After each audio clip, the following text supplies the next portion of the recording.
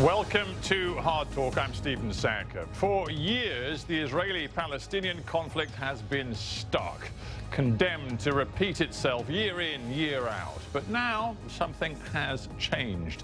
The two protagonists remain deaf to each other's demands, but there is a new U.S. president who seems to care little for Washington's long-established quest for a two-state solution. So what does that mean? Well, my guest is Husam Zomlot, advisor to the Palestinian Authority leader Mahmoud Abbas. Does the Trump era signal the end for the Palestinian dream of statehood?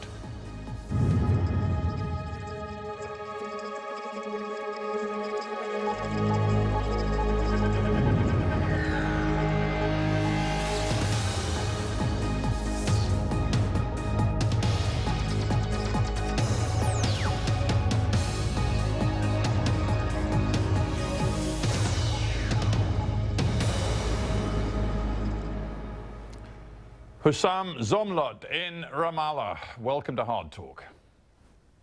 Thank you, Stephen. Thank you for having me. Mr. Zomlot, you're relatively young for a senior figure in the Palestinian Authority. Most of your adult life, you've lived with the Oslo peace process. Are you prepared to acknowledge today that, for all intents and purposes, that notion of an Oslo peace process is dead? Well, first of all, thank you for the compliment, considering me young. I mean, I'm well in my 40s. Well, believe me, when it comes to the Palestinian Authority, that's pretty young. Your leader's 81, and most of your senior officials are in their 70s. I understand your relative theory, but, you know, I also witnessed the Oslo process as a young man, witnessed the demise of the implementation of that peace process. I think if you are talking about the process itself, yes, it has been discredited. All along, since 1997, we should have had a state, according to the Oslo Accords. Israel should have withdrawn from all the territories it occupied in 1967. And in fact, what happened after was the deepening of the occupation and the spread of the colonial settlements and the besiegement of the people in Gaza and what have you. And therefore, yes, you're right, the process has failed miserably to deliver the outcome. And to many, many people, it was a process actually designed to prevent the outcome, a process that was going in the opposite direction. But the hope and the aspiration and the goal of two states, of a state of Palestine on the 1967 borders, the hope for two states that live in coexistence and in peace with each other and to form a bridge between East and West is a hope that remains very firm in the hearts of the millions of Palestinians and Israelis, and remain to receive the international consensus, as has been seen in the last UN Security Council resolution only a few weeks ago. Yeah, but you can't hang on to hopes that are unrealistic. That's not doing your people any good. And so if Oslo and that means of getting to a two-state solution is dead, maybe you should regard it as a healthy tonic, in a way, that America's new president, Donald Trump, said, and of course you know these words well, he said, I'm looking at a two-state solution and one state, and I like the one that both parties like. I can live with either one. So in other words, we now have a new situation. We have an American president who, first of all, doesn't seem to care very much about what happens in Israel-Palestine, and number two, simply leaves it to the parties to get on with it. He doesn't care if there's a two-state solution or not. In fact, he'd take a one-state solution.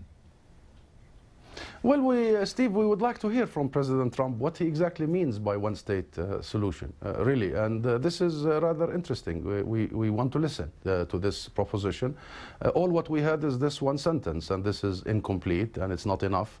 Our future hangs on this one sentence. The PLO official, the Palestine Liberation Organization official platform, until 1988 was a one democratic state for all of its citizens in the historic land of Palestine, for Muslims, Christians and Jews. But that platform had to be compromised simply because there was a condition by the international community, in fact by the Reagan administration on the PLO, that we must abandon our dream of a one democratic egalitarian state, diverse and respecting the rule of law for all of its citizens, to a two-state solution. And we did respect that condition, and we endorsed the two-state solution according to the US and the international requirement for peace. It took us so many years to get to that national equilibrium here in Palestine, to establish a national consensus on the two-state solution and on accepting, recognizing Israel on 78% of our land.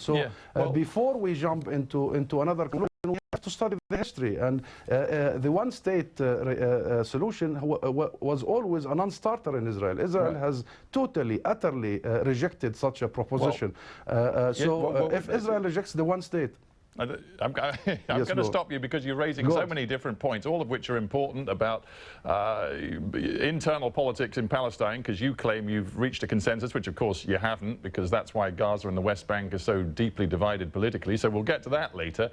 But one thing at a time, let's stick with Trump, because he's the new actor in all of this. You're about to go to Washington to be the new Palestinian ambassador in the United States, representative in the United States. Now, Saeb Erekat, chief Palestinian negotiator, said the other day that nobody in Washington will talk to you Palestinians. He said, we've sent them letters, we've written them messages. They don't even bother to respond to us. That must worry you, that the Trump team do not seem to be interested in talking to you Palestinians. That's okay. Maybe that statement by Dr. Erekat came out before we actually did have communication with the Trump administration. There was a very senior Palestinian official delegation visiting Washington only a few weeks ago at the top level, and there was also very senior American delegation from the new administration, one of the closest associate to President Trump, visiting us here. Yeah, I think you mean CIA Director Pompeo, right? Regardless, these are channels. Because this is important. This is important. These are channels. Whoa, hang on. This is important. You're telling me, oh yes, don't worry, we've got the contacts. Look, the truth is, Benjamin Netanyahu has already had a very cozy meeting with Donald Trump at the White House. Just tell me, what's the extent of the direct personal contact between Mahmoud Abbas and Donald Trump? Well, this is a new administration, Steve, and this new administration, by the way, is still in the making. It's not even complete yet. And this administration also has no full-fledged policy. It has not really formed its policy about Israel-Palestine. Yeah, but I just asked you a direct question. What's the direct answer? What's the direct answer? The direct answer, we expect a relationship, and we expect to be invited to the White House, to the State Department, like we have been. We have been a close partner of the U.S. for many, many years. The long-held U.S. policy is very well known. The huge investment the U.S. has made with us, and our investment towards this relative stability is something neither us nor the U.S. is willing to forego, and therefore we do expect that. We are not the exception, by the way. We are the rule here. Most of let me say this sentence. Most of world leaders did not have the chance to talk to President Trump. Netanyahu was the exception there, and Netanyahu misused that one ear that was given to him and misinformed the American president. He wanted to legitimize his illegal settlement activities. He did not get that, and it was clear that President Trump asked him to back off, to stop his settlement activities. He wanted President Trump to announce the abandonment of the two-state solution. He did not get that, actually, and you know, all what President Trump said, that he's fine with the two solutions, and we want to hear from him more.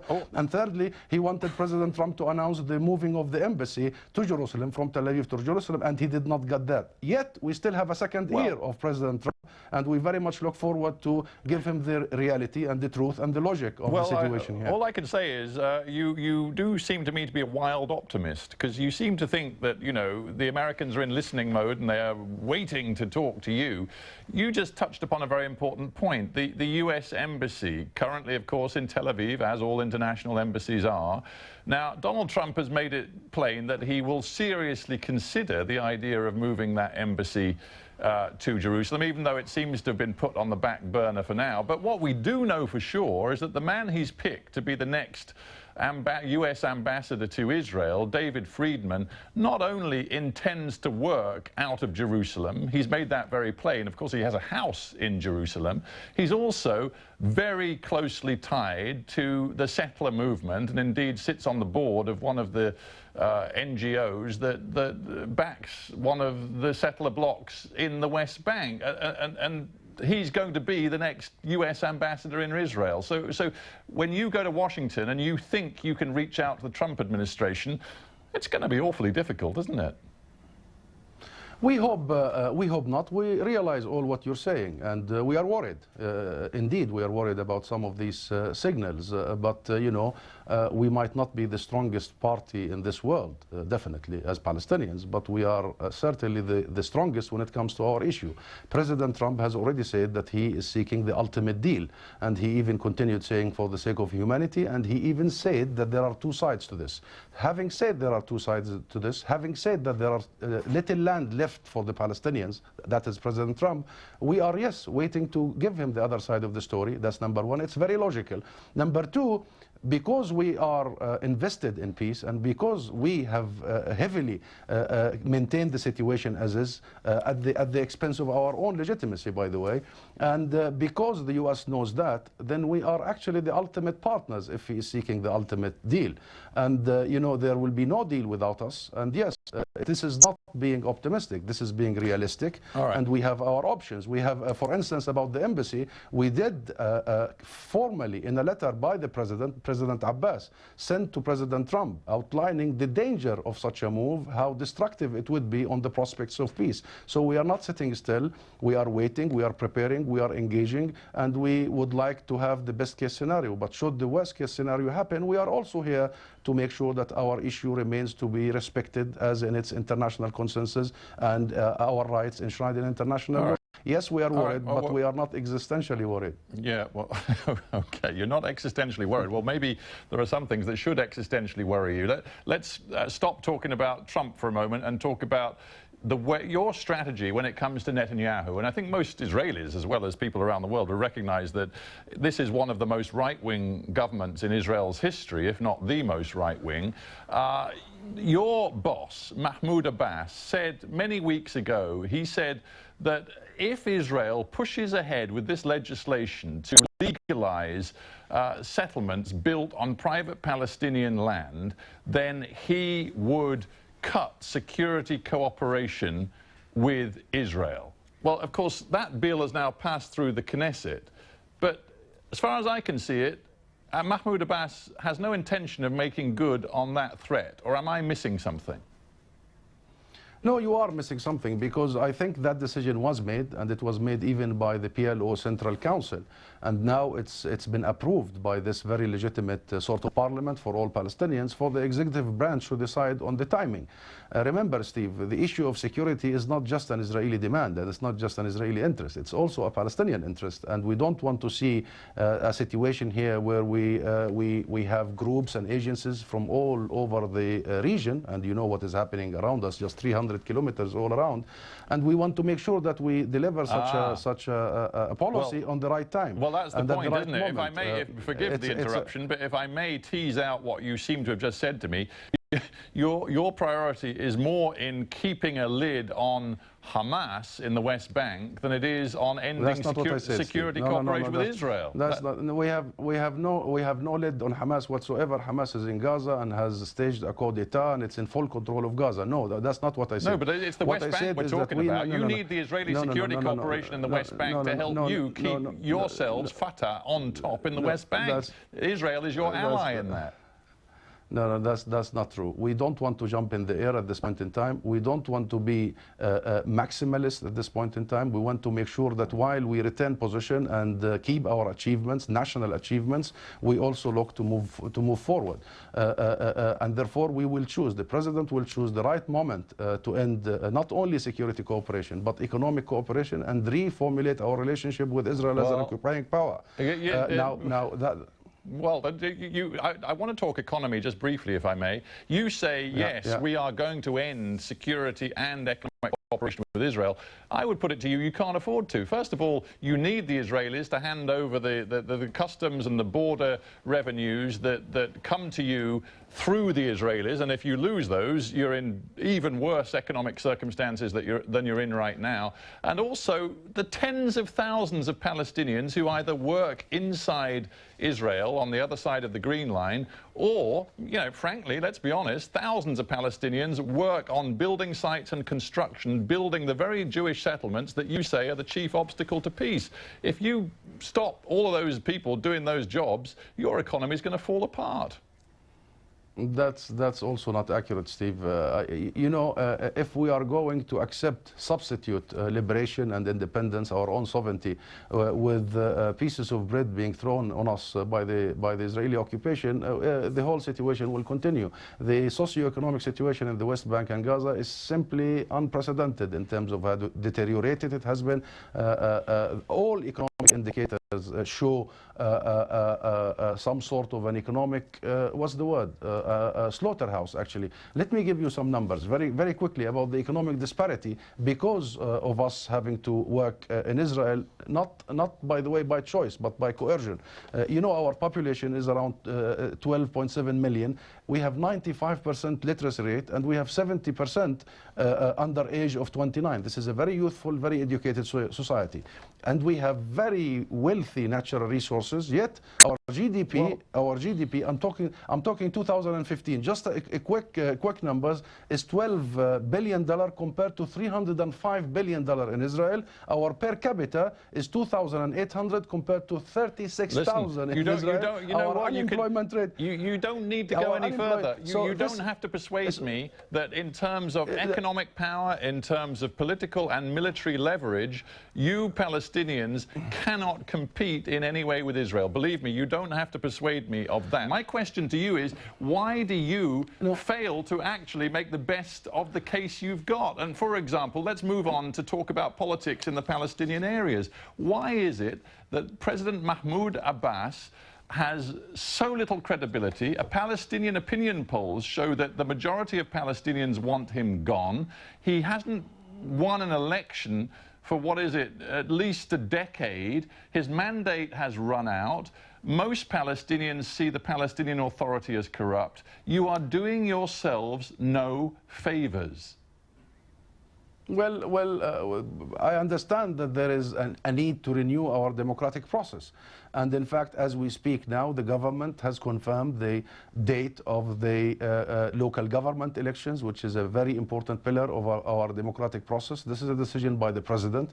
We want to respect our election process and its duration. 4 years mean 4 years. Now, for the president, you know, he was elected democratically, and you know, we are one of the very few nations in this region that really do adhere to the democratic processes and elections. When your mandate lasts 4 years, let me explain. When your mandate lasts 4 years, and it was achieved 13 years ago, you don't have any legitimacy anymore. Allow me. No, we do have legitimacy because President Abbas is the president of the PLO, of the Palestine Liberation Organization, which is much higher even than the PA. The PA was only established to fulfill our responsibilities under Oslo, which Israel has failed miserably. He does have the national legitimacy, and he was elected. Now the question is, does he want elections? He does. I can assure you in his name now. And should he decide to run this election, will he win? Forget about all the polls and all these agendas you have quoted. In the end, he was voted by Fatah only 2 months ago in such a democratic Congress. Hang on just a moment. Hang on. You just said something outrageous. You asked me a question. Well, you've had a chance to answer. You asked me a question, Stephen. Let me answer it. Fatah is the biggest, according to all polls. Fatah is the biggest Palestinian political party. It receives more than 35% in all opinion polls. Should Fatah nominate Mahmoud Abbas to represent it in any national elections, I assure you, President Abbas will win the elections. Congratulations. Why he did not convene elections? Congratulations. You just told me to ignore opinion polls, and you proceeded to then quote me an opinion poll. So let me quote you an opinion poll in return from a leading Palestinian polling organization. They matched Mahmoud Abbas against Ismail Haniyeh. Hang on, Ismail Haniyeh from Hamas in a head-to-head race at the end of last year. They asked Palestinians across the territories, Gaza and West Bank, who they'd vote for. And you know what? By a couple of percentage points, Haniyeh came out on top. You must be worried about that. No, we are not worried, and we don't know whether the polling. Should Fatah decide so, we know the numbers, we know the popularity. The Gaza I went to only a few days ago, I returned the day before yesterday, you know, has shown a very clear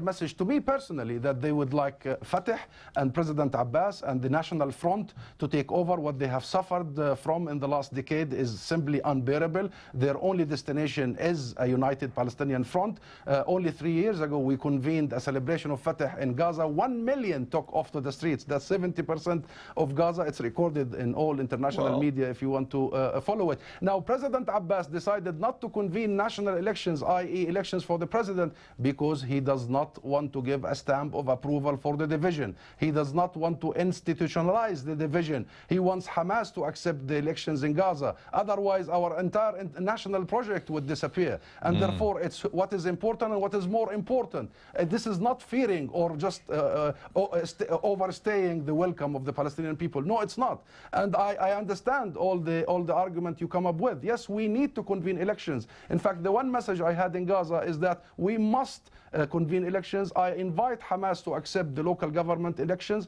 I invite them to accept the national elections, and we are even willing to go in one joint list with Hamas if Hamas fears to lose the elections, or even if Fatah fears to lose the elections. That might be a bit more convincing to the outside world if Fatah and the Palestinian Authority in the West Bank didn't keep locking up opponents, didn't keep depriving people like Mohammed Dahlan, who's an opponent within the PLO, of... Come on, Steve. Come on. You know, Dahlan and his people say that it's time for new leadership, and you guys refuse to countenance new leadership in your own organization.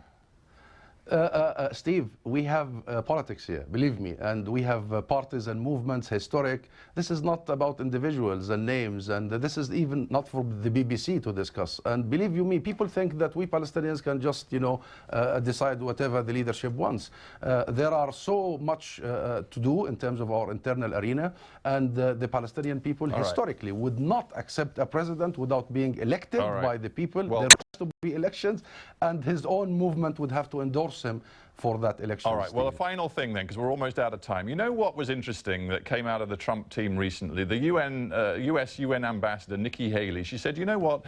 It is time for all sides in Israel-Palestine to think outside the box. Now, in this interview, I feel we've gone through the same old issues that I've talked about with officials in Fatah and the PA for the last 15 years. Tell me one way in which Palestinians are thinking outside the box right now.